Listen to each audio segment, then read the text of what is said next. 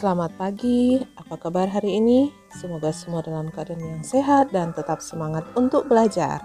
Ibu ucapkan selamat merayakan HUT ke-76 Republik Indonesia. Merdeka, sekali merdeka, tetap merdeka. Nah, hari ini anak-anak kita akan belajar. Sebelumnya ibu ingatkan, masa depan adalah milik mereka yang menyiapkannya hari ini. Jadi tetaplah rajin belajar. Hari ini untuk pemetaan kompetensi dasar dalam pembelajaran yaitu IPS dan juga SPDP. Nah, anak-anak, kita mulai materi sumber daya alam. Indonesia memiliki sumber daya alam yang berlimpah. Disebut sumber daya alam karena berasal dari alam. Penduduk Indonesia bersyukur dapat menikmati sumber daya alam tersebut untuk memenuhi kebutuhannya. Nah, contohnya Indonesia memiliki laut yang sangat luas. Karena itu, laut Indonesia terkenal karena ikannya, ikan yang sangat banyak dan sangat berlimpah. Begitu juga Indonesia memiliki lahan yang subur. Dan lahan yang subur menghasilkan padi, jagung, serta tumbuhan lainnya yang tentunya sangat berguna bagi kehidupan manusia, masyarakat di Indonesia. Selain itu juga Indonesia memiliki gas bumi, minyak, serta logam yang sangat banyak yang tentu saja juga memberikan banyak manfaat bagi masyarakat. Nah, anak-anak, sumber daya alam terbagi atas dua, yaitu sumber daya alam yang dapat diperbaharui dan sumber daya alam yang tidak dapat diperbaharui. Tentunya sebagai anak Indonesia, kamu harus tahu apa yang termasuk ke dalam keduanya dan apa dampaknya apabila kita kekurangan keduanya. Penggunaan sumber daya alam berlebihan akan mempengaruhi kehidupan manusia. Karena itu, kita harus menghemat penggunaannya. Nah, sumber daya alam yang dapat diperbaharui artinya sumber daya alam yang terus tersedia dan dapat kita kelola untuk kita perbanyak jumlahnya. Sedangkan sumber daya alam yang tidak dapat diperbaharui adalah sumber daya alam yang jumlahnya sangat terbatas. Contohnya untuk menghasilkan minyak bumi diperlukan waktu yang sangat-sangat lama, bahkan berjutaan tahun. Nah, sumber daya alam yang dapat diperbarui, contohnya tumbuhan, hewan, sinar matahari, angin, dan juga air. Nah, sumber tersebut termasuk kelompok sumber daya alam yang dapat diperbarui karena terus tersedia dan dapat kita kelola untuk berbanyak jumlahnya. Akan tetapi kita harus menggunakannya dengan bijak dan melestarikannya karena sumber daya alam ini sangat penting untuk dijaga keberadaannya.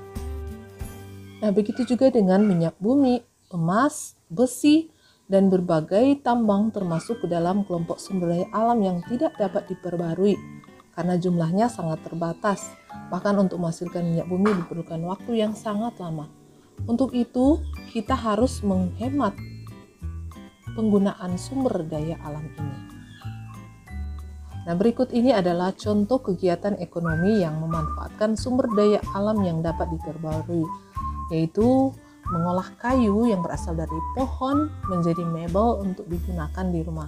Tapi tentu saja tidak boleh sembarang menebang pohon, harus ada izin dan harus digunakan dengan bijaksana.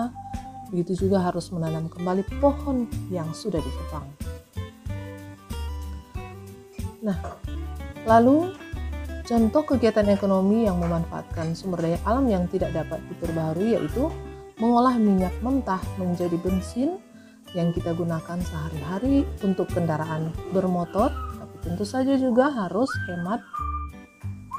Lalu, apa yang harus dilakukan agar sumber daya alam tetap lestari ya? Nah, kita bisa melestarikan sumber daya alam yaitu dengan cara yang pertama menghemat penggunaan air, Yang kedua, menjaga kebersihan lingkungan. Yang ketiga, mendaur ulang barang-barang bekas. Yang keempat, mematikan lampu jika tidak digunakan. Yang kelima, menjaga kesuburan tanah dengan tidak membuang sampah sembarangan. Yang keenam, yaitu menanam tanaman. Yang ketujuh, penanaman kembali pohon di hutan yang gundul atau reboisasi. Yang kedelapan, tidak melakukan perburuan terhadap hewan liar. Yang kesembilan, menghemat penggunaan kertas karena kertas berasal dari pohon. Yang kesepuluh, yaitu membuat lubang resapan air di sekitar rumah. Dan masih banyak lagi contoh-contoh yang lain yang bisa kita lakukan untuk menghemat sumber daya alam yang tersedia yang ada di sekitar kita. Nah, tugas yang akan kalian kerjakan yaitu berdasarkan teks, berikanlah masing-masing 3 contoh sumber daya alam yang dapat diperbarui dan yang tidak dapat diperbarui. Lalu yang kedua, berikan 2 contoh lain di luar teks sumber daya alam yang dapat dan tidak dapat diperbarui. Berikan juga contoh kegiatan ekonomi yang memanfaatkan kedua jenis sumber daya alam tersebut. Dan yang keempat, apa yang harus dilakukan agar sumber daya alam tetap lestari. Nah, anak-anak berikan 5 contoh.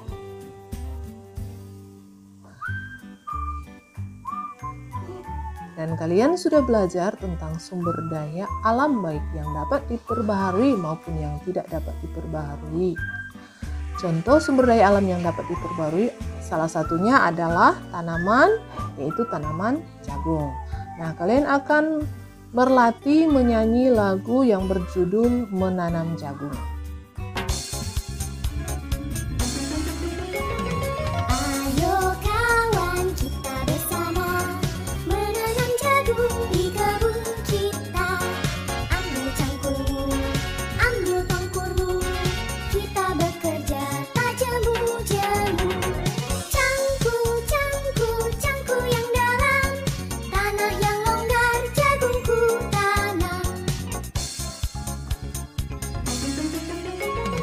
Beri pupuk supaya subur, tanamkan benih dengan teratur.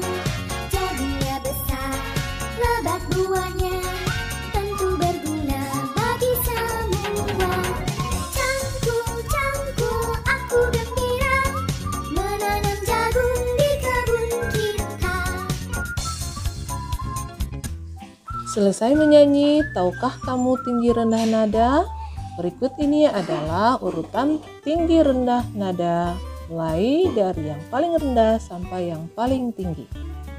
Perhatikan contoh berikut ini. Do, re, mi, fa, sol, la, si, do. Kemudian lagu ini juga memiliki birama. Apa itu birama? Birama mengutip dari Kamus Besar Bahasa Indonesia adalah kelompok ketukan yang bersifat tetap, dimulai dengan ketukan kuat hingga ketukan kuat berikutnya. Menurut praktik Hari Yuwono, birama merupakan pembagian ketukan yang sudah dikelompokkan dalam waktu. Dan birama lagu yang terdapat pada lagu Menanam Jagung ini adalah 4/4. Itu menunjukkan bahwa dalam satu birama terdapat 4 ketukan. Satu ketukan akan bernilai 1/4. Nah, tugas kalian adalah latihlah lagu Menanam Jagung, kemudian buat rekaman video menyanyi lagu Menanam Jagung. Perhatikan tinggi rendah dada pada lagu tersebut. Nah, jika belum hafal, kalian boleh menyanyi menggunakan teks. Demikianlah materi hari ini. Semoga anak-anak dapat memahami materi yang sudah disampaikan dan dapat terus semangat untuk belajar dan mengerjakan tugas di rumah agar anak-anak jadi pintar. Nah, tetap patuhi 5M dan sampai jumpa pada pembelajaran berikutnya.